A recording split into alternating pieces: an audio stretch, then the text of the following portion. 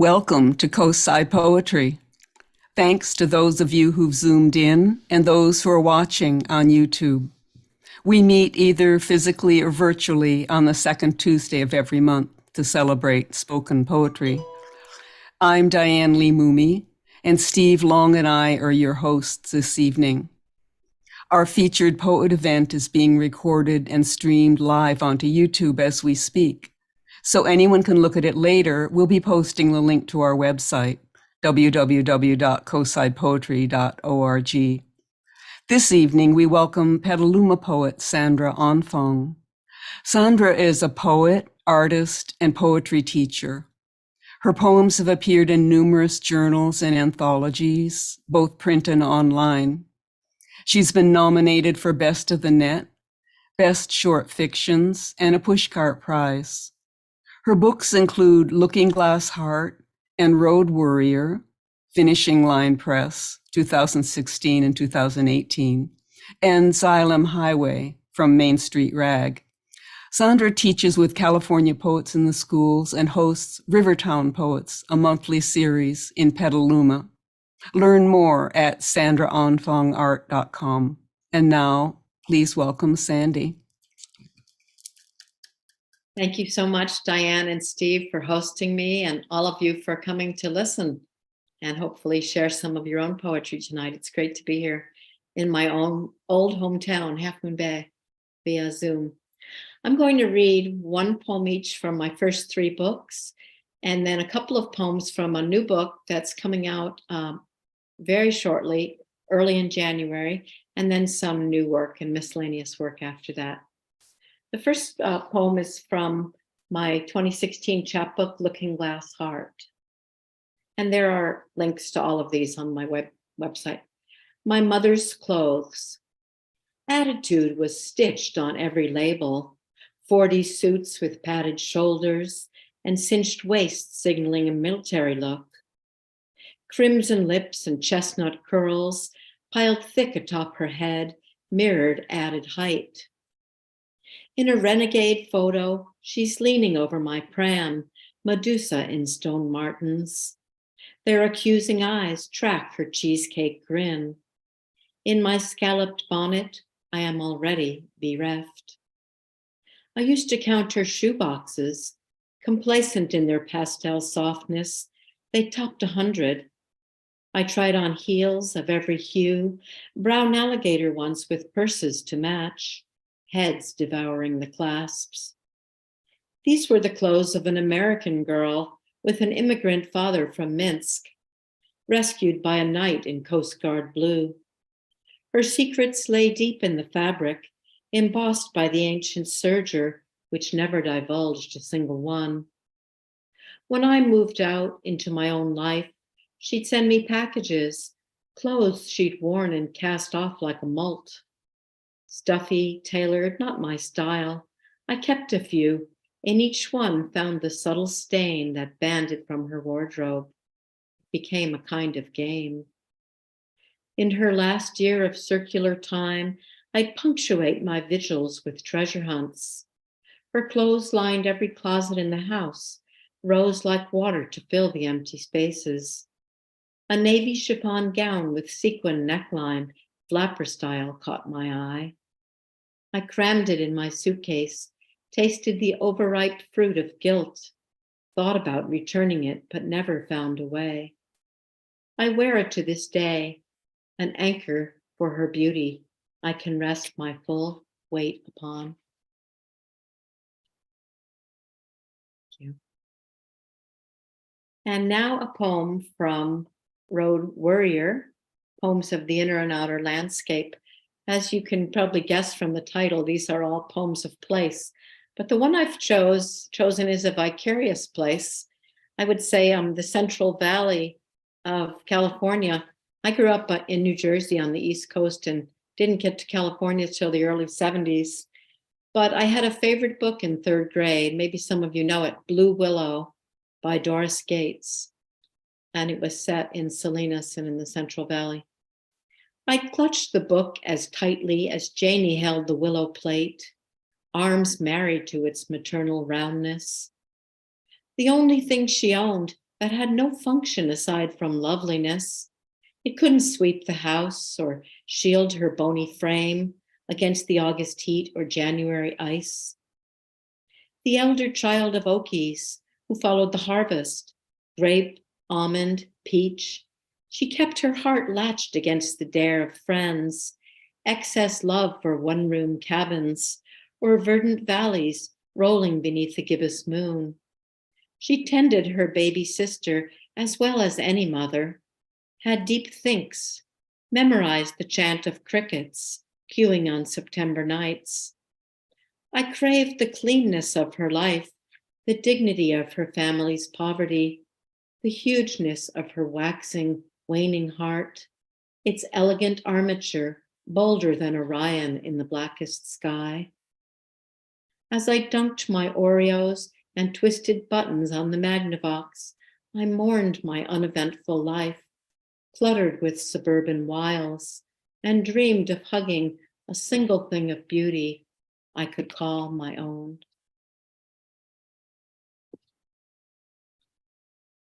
Thank you. The next poem is from my only full-length collection, Xylem Highway, 2019. This poem was written after seeing and hearing Jane Goodall speak up in Santa Rosa. Bonobo. Jane described how scientists scoffed at the notion that animals feel emotion. Where's the data, they asked, but didn't really want to know. Those bonobo utterances are just reflex sounds, random squawking. The concept of personality is null. I mull this over during the meditation part of the service, while my monkey mind is supposed to be at rest. The air outside the chapel is calm. A few trees clear their throats in the yard, while others shoot the breeze with the hillside.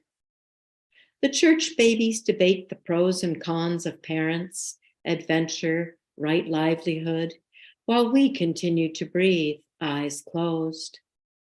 I can gauge their evolution by the changes in their vocalizations. Gone are the cries of anguish, the frustrated whines. There's a friendly ebb and flow between elders.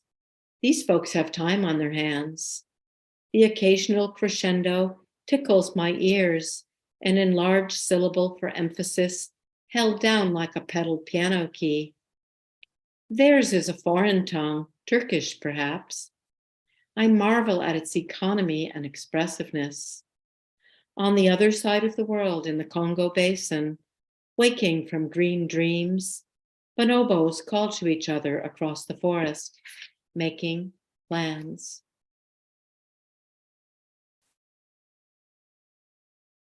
Thank you. And excited to show you my new book. This is the only copy I have. It's the proof, Finishing School. All poems about being a teacher and a lifelong student, and a young student too. Or as I say, poems from both sides of the desk. First one I'm going to read is called Memory. When you have forgotten the color of the bird lady's eyes, the one who cradled fallen robins, their venal roadmap pulsing through translucent flesh, on the street with the forgotten name, come find me, we'll rewind the clock. When you have forgotten the chemical assault in the grade school bathroom the teachers dubbed court, the sting of gravel on the skin knee in the playground, and the shrill of the bell that summoned us back to metal desks, lob a spitball at the board while Miss Heck's back is turned. When you have forgotten the stench of Madame Fatel's perfume, a roux of cloves and fetid breath, and the pinch of her ceinture as she loomed above you, red pen poised like a dagger, meet me under the sycamore where Sam buried the time capsule. When you have forgotten the words like 50s tattoos that pierce the flesh of your young heart, the taunts of cousins fighting over finch eggs and chemistry sets, and the topo map of rings that circled your sister's eyes with the passing years, her death a guillotine to the promise of forgiveness, Follow me to the grandmother tree and give me your hands. Sing with me the old lullabies we were suckled on. Thank you. And the last poem in the book, and the second one I'm going to read from this book, is called Continuation High. The fourth graders are on the fence about poetry. They lack confidence, unlike the younger kids whose papers fill with unicorns and rainbows. The fifths, already bored, drape their arms along their desks like elders lost to barca-loungers. I pull rabbits from my hat, invite the goddess in as special guest, teach them onomatopoeia tag, a game I made up just before class. Some will write their hearts out before life betrays them, parts them from their tenderness. When I walk in, the high school kids are texting, feet on chairs. They're my hard-to-reach group of troubled teens, already sorted by the school to prison system that's paid to keep them down. I read them Jimmy Santiago Baca's poems. Their eyes roll up. Some snore, but wait, there's a minute shift in the weather of the classroom. A slightly straightened spine, an itchy pen begins to scuttle across a page. There's a sudden silence that descends. I ignore the jeers, the fucks and hellas that ricochet from vinyl walls. I know this school cares more about their lives than what they say. Throwaway kids, some already mothers, rocking babies in the nursery down the hall. Kids with meth head fathers, cocaine mamas. Abuse blinks like a marquee on the back wall. 10 minutes before the bell, I ask if anyone would like to share. The same girl always volunteers, pours her pain into the small container of the room, an uncanny smile across her face. After a pause, others follow, just a few. In time, they learn to trust me, or at least to know I'm on their side. Many scribble "do not publish" across the page. I collect their papers, tuck them in my bag, and promise to return their poems next week. I sigh. It's another day in paradise. Thank you. And now for some newer work and work that's not yet published, or some is, some isn't. This first poem is called What I Learned by Moonlight. I like to write from dreams a lot. I have a very vivid dream life, and I often wake up and start a poem from a dream. I have walked the world for generations. The dead cycle through, pop up in alleys and subways. Sometimes I greet them, escalator angels who ascend as I ride down. Yesterday, I hailed my mother in the park to tell her about the new bakery on the concourse. I am often lost or late for something. Hummingbirds play ring-a-rosy round my head. Children trust me. They climb into my lap for comfort or stories. Sometimes I'm punished, though I don't know why. Obstacles crowd my path. With great effort, I push through. I have 5 cars, shoddy yet drivable. I can't find them, though I sense them parked on downtown streets. My houses have elegant bones and hidden theaters, but they beg for paint. Talismans glitter on bony branches, reflecting moon glow. I can heal a wound by closing my eyes and holding my breath for 8 seconds. I rarely fall, but drift through space on pillowed currents. Flanked by my small tribe, a ragtag band, on the best nights, I fly.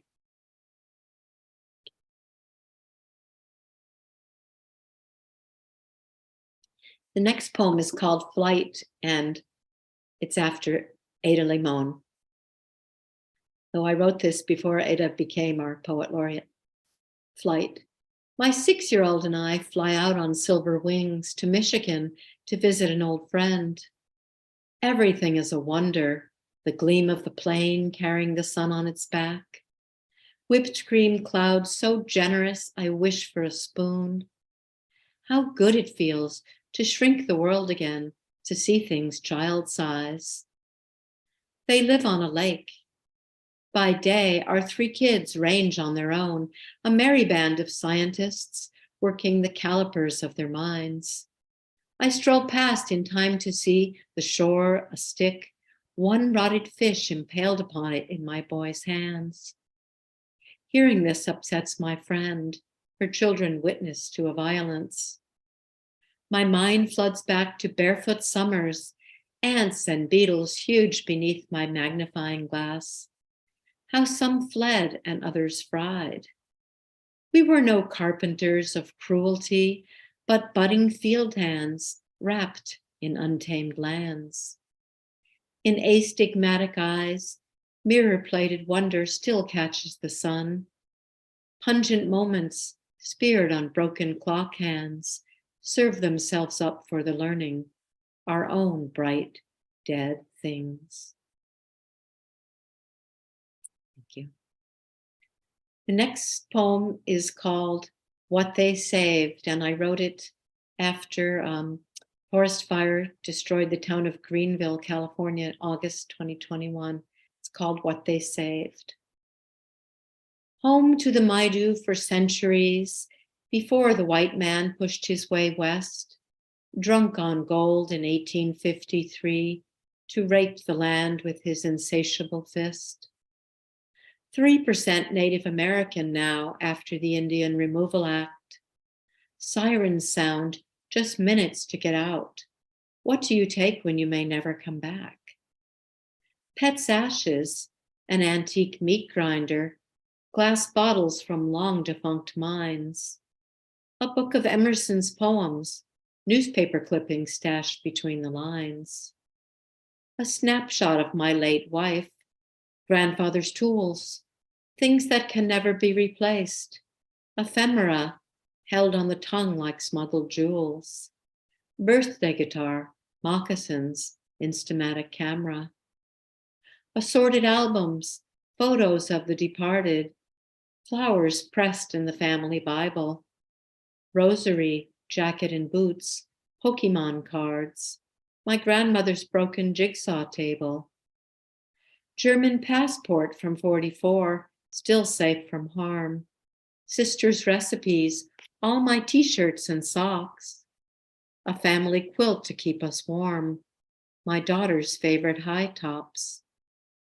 volunteer fire lookout hat, cradleboard basket that carried me and my kids as babes. I packed as if going for a month-long junket. All I could cram in the car, I tried to save.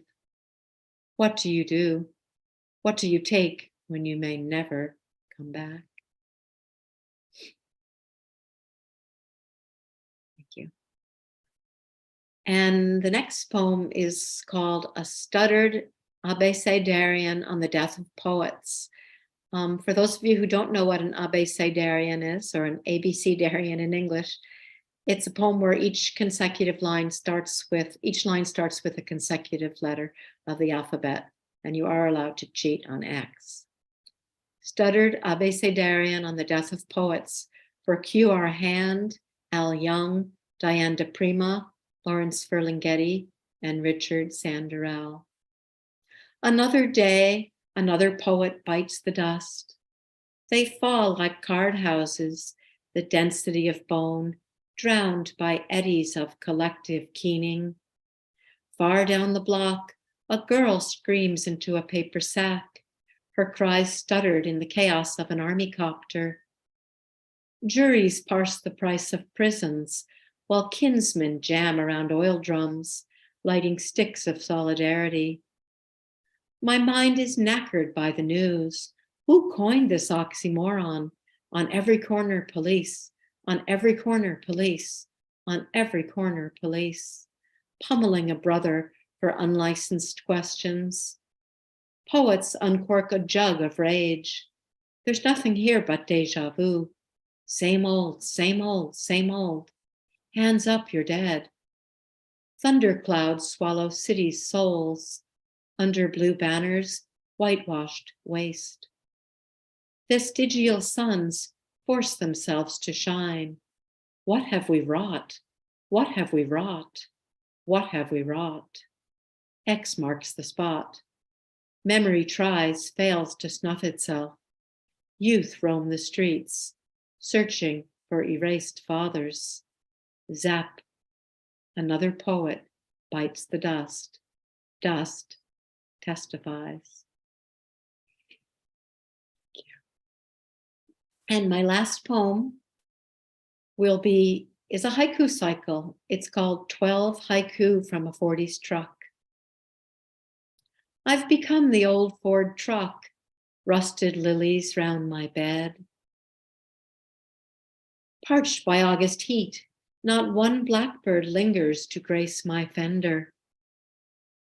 Flat tires swollen smooth, like the lips of a young girl waiting to be kissed. Wind picks meat from my bones. On winter days, my planks thin like an old man's teeth. Today, when you walked by, my carriage slung low, one visor flapped hello. Did you see me wave? I watched you watching me, snap stills each time you pass. Every rust pit knows the roads and miles I've run, my stories penned in braille. Spiderwebbed glass embroiders fall's gray raincoat, the mare's frosted breath. Quail hold a council on the high wire of my rails.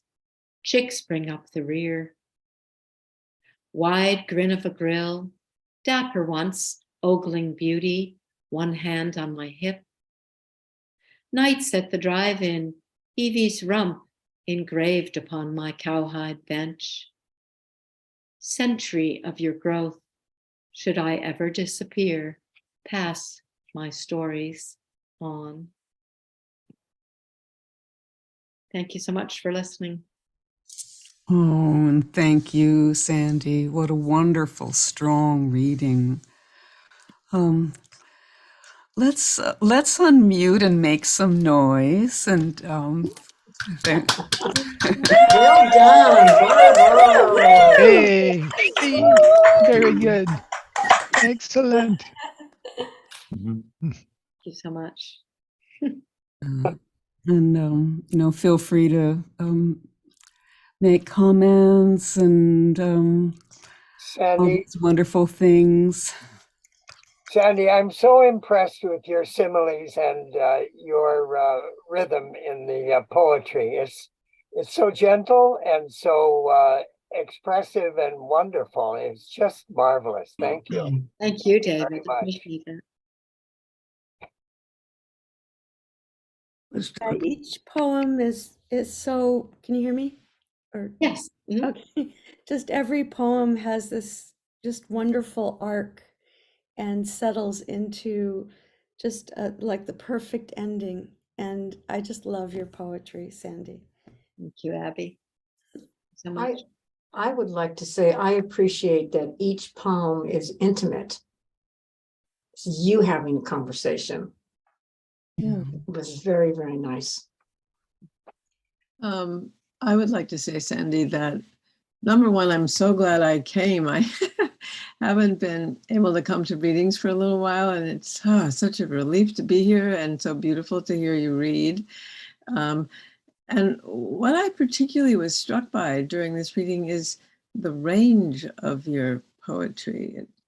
There's so much spectrum in what you do. It's very grounded work, but it also isn't at all expected. So I just loved it. I had a really good time listening to you. Thank you so much, Toby. Thank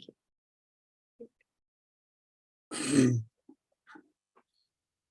I appreciate Sandy's vivid images. I was just taken to so many places, from her mother's closet to the jungle. It's just an amazing range of vivid images. I just had a wonderful time. Thank you for the journey, Sandy. you, Louise. all of what everyone has said, and also it's just what I needed to hear. I thank you for the richness of this experience. It just kept grabbing me. Just every time I thought I'd heard the thing that I was just going to be the most delightful thing I'd ever heard, then I hear another thing, and it's not as if it takes away from the whole, those details. It's that it's showing in a broad way things that poetry can do with us. Thank you for this. It's very, oh my gosh. For your comments. Thank you so much. I particularly love the 1940s truck. I've been wanting to write that poem for a long time. Well, if you come to Petaluma, I'll show you the truck. It's a real truck that I've been walking by for 10 years, and I've watched it evolve. It's quite wonderful. I'm just so pleased that we had a chance to hear you read. Your delivery is so beautiful. Now I'll be able to read your poems and still hear your voice. Oh, thank you, Amy. Very sweet.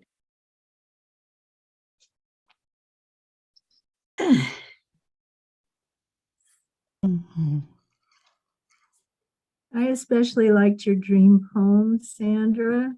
I love that one that ended on good nights I fly, something like that. I love that poem. And you have some interesting juxtapositions in your poetry that I enjoy a lot. Thank you.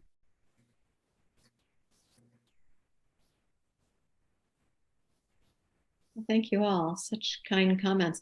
I hosted a student recital today for 3 classes. So this is it's so nice to be in this mellow space with you. Reading. I'm seeing the reading. So this is nice. Very nice. Well, thanks again. Sorry. Lots of chats. Sorry, I interrupted someone who had something to say. I just wanted to add something. I don't know if it was what you heard, but just thank you for doing Poets in Schools. That's so important. It is so important. I thank you for that. Yes.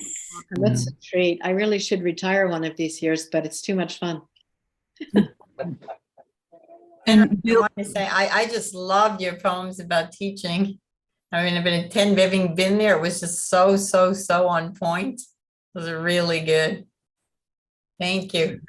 I echo that from the people in jail that I worked with for 25 years. Your poetry comforts me and them. That's right, Bill. I remember that. Well, gosh, thank you so awesome. Well, thanks again so much, Sandy. We'll stop recording in a moment. Those of you in the Zoom room, please stay online if you'd like to take part in the open mic. And thanks to all our YouTube listeners. Please tune in for our next regular Coastside Poetry event on Tuesday, January 10th, when we'll welcome Central Valley poet Linda Scheller. So thanks so much for joining us at Coastside Poetry and for helping to keep the lamps of poetry burning. Thank